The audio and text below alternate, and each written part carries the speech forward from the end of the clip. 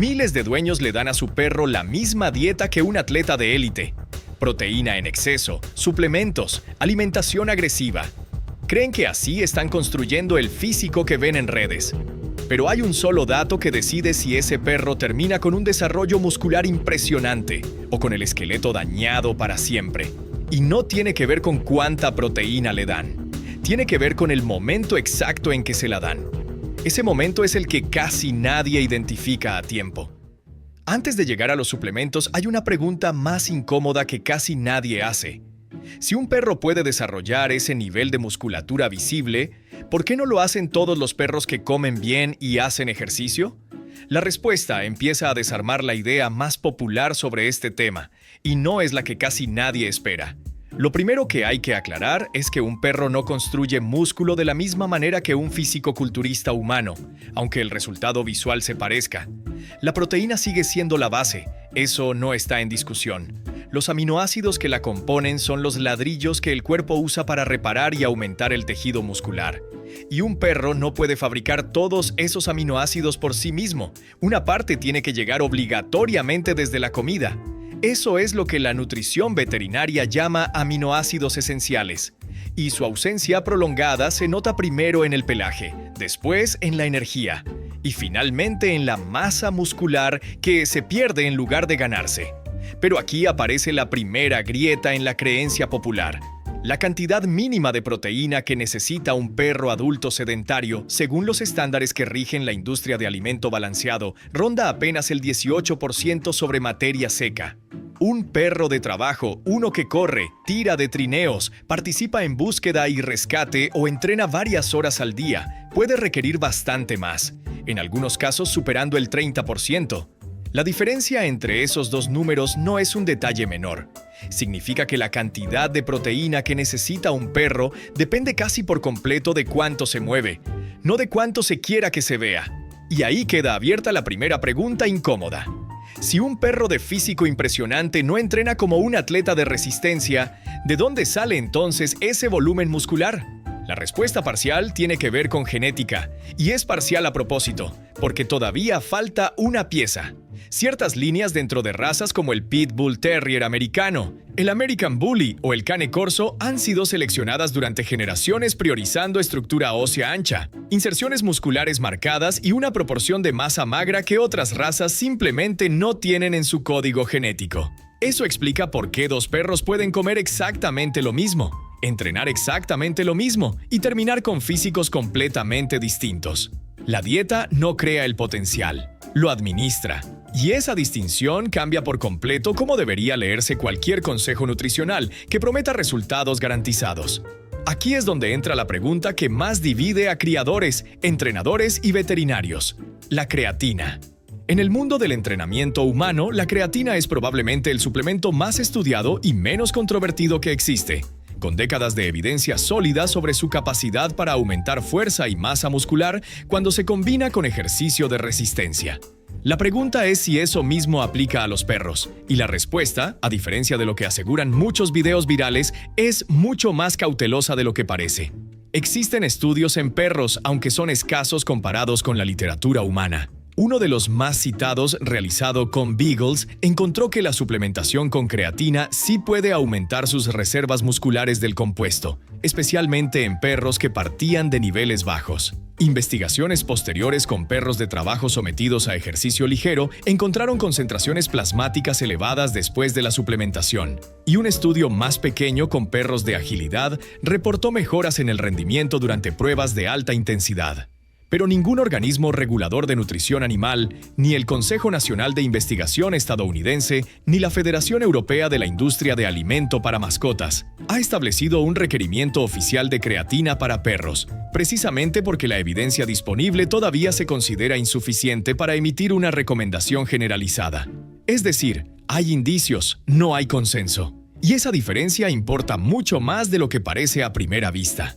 Lo interesante es que la naturaleza ya había resuelto parte de este problema antes de que existiera ningún suplemento. La creatina se encuentra de forma natural en el tejido muscular de otros animales, así que un perro alimentado con carne fresca, vísceras o dietas crudas no procesadas recibe, sin saberlo, una cantidad considerable de este compuesto directamente de su comida.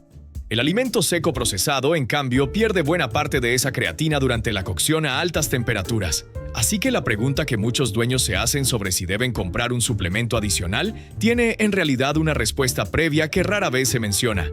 Depende del tipo de alimento base que ya está usando ese perro. Y justo cuando parece que el panorama empieza a aclararse, aparece la parte del video que obliga a reorganizar todo lo que se ha dicho hasta ahora.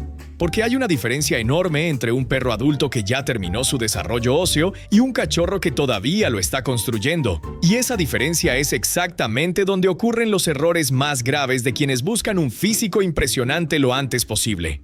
Durante los primeros meses de vida, el esqueleto de un perro de raza grande sigue siendo en gran parte cartílago blando que se está osificando progresivamente. Cuando ese cachorro recibe una dieta con más calorías o más calcio del que su organismo necesita para crecer a un ritmo normal, el resultado no es un desarrollo muscular acelerado y seguro. Es lo contrario. La velocidad de crecimiento óseo se dispara por encima de lo que la estructura puede soportar, generando huesos que crecen rápido pero con menor densidad, articulaciones que reciben una carga para la que no están preparadas, y un riesgo documentado de displasia de cadera y otros problemas ortopédicos que se manifiestan meses o años después, cuando ya es demasiado tarde para corregirlos con dieta.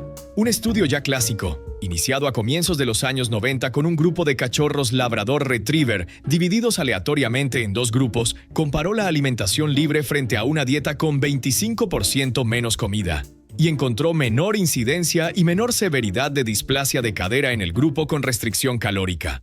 Un resultado que se mantuvo en el seguimiento de esos mismos perros durante años posteriores. La ventana más peligrosa suele ubicarse entre los 3 y los 5 meses de edad, justo el periodo en el que más dueños intentan acelerar el crecimiento, pensando que están construyendo un físico superior. Esto reorganiza todo lo anterior. La misma proteína que ayuda a un perro adulto a mantener masa muscular puede, en exceso calórico durante la etapa de cachorro, convertirse en el mecanismo que arruina la estructura que se supone debía sostener ese músculo. No es que la proteína sea el problema, es que el exceso energético total, combinado con un desequilibrio en la relación calcio-fósforo, puede acelerar un reloj biológico que no estaba diseñado para adelantarse. Un perro correctamente alimentado durante su crecimiento no termina siendo más pequeño que uno sobrealimentado.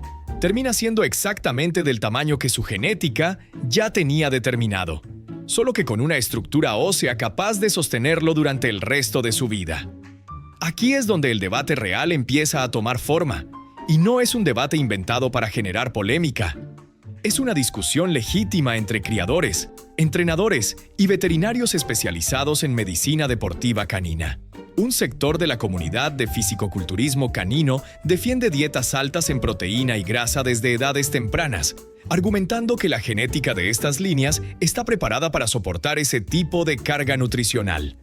Otro sector, más alineado con la medicina veterinaria basada en evidencia, insiste en que ningún potencial genético justifica saltarse los principios básicos de crecimiento controlado en la etapa de cachorro y que los resultados visuales que se buscan pueden alcanzarse perfectamente después de los 18 o 24 meses, cuando las placas de crecimiento ya se cerraron.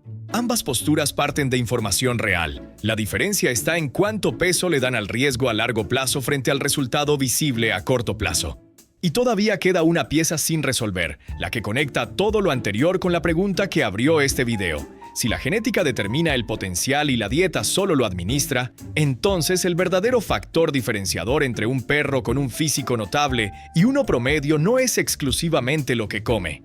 Es también cómo se ejercita, con qué frecuencia y sobre todo, con cuánto respeto por su etapa de desarrollo. La suplementación, incluida la creatina, funciona como un ajuste marginal sobre una base que ya tiene que estar bien construida. Descanso adecuado, estímulo físico progresivo y una dieta que respete la edad del animal antes que su apariencia deseada. Sin esa base, ningún suplemento cambia el resultado de manera significativa. Y con esa base, muchos perros nunca necesitarán suplemento alguno para desarrollar el físico que su genética siempre tuvo reservado para ellos. Al final, la pregunta que abrió este video encuentra una respuesta más matizada de lo que promete esa subcultura del físico canino en redes. No existe una fórmula mágica de proteína y creatina capaz de transformar a cualquier perro en un ejemplar de físico impresionante. Existe, en cambio, una combinación mucho menos vendible pero mucho más honesta. Genética que pone el límite superior, una dieta que respeta ese límite sin acelerarlo artificialmente, y una etapa de crecimiento protegida de la ansiedad de quienes quieren resultados inmediatos. Lo que queda por descubrir, y que probablemente cada dueño resolverá de manera distinta, es hasta qué punto vale la pena arriesgar la salud articular futura de un cachorro a cambio de un desarrollo físico que, tarde o temprano, iba a llegar de todas formas si simplemente se le daba tiempo. ¿Dónde está para cada quien el límite entre cuidar a un perro y moldearlo? ¿Y qué tanto de lo que hoy se considera una dieta de campeón resistiría dentro de 5 años la misma revisión que acabamos de hacerle en este video?